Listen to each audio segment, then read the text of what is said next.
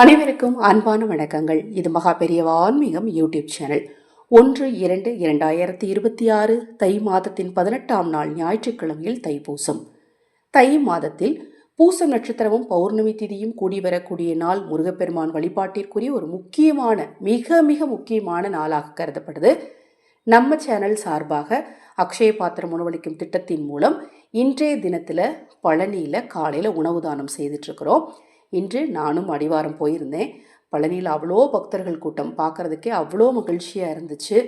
அனைவருக்கும் முருகனின் அருளால் நிச்சயமாக நல்லதே நடக்குங்க.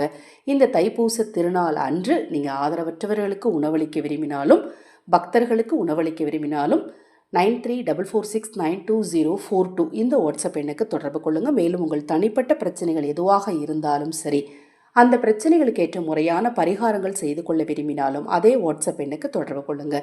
இந்த பூசம் நாளில் முதல்ல காலையில் நீங்கள் தூங்கி எழுந்த இடத்தில் அமர்ந்து இந்த ஒரு வார்த்தையை சொல்லுங்கள். அது மாதிரி நேரம் கிடைக்கும் போதெல்லாம் அந்த வார்த்தையை சொல்லிக்கிட்டே இருங்க. வேலும் மயிலும் துணை, வேலும் மயிலும் துணைன்னு இந்த வார்த்தையை மனதிற்குள் மட்டுமாவது உச்சரித்துக்கிட்டே இருங்க. அதுவும் காலை எழுந்ததும் முதல்ல ஒரு 6 தடவை சொல்லிடுங்க. அதன் பின் உங்களுக்கு நேரம் கிடைக்கும் போதெல்லாம் முருகனை நினச்சி இந்த ஒரு வார்த்தையை சொல்லுங்கள்.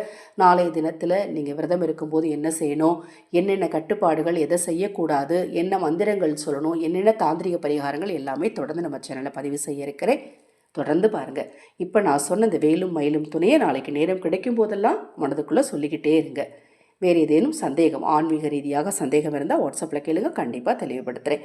ஹரஹர சங்கர ஜெய் ஜெய்சங்கர மகா பெரியவா திருவடிப்பாதம் சரணம் சரணம்.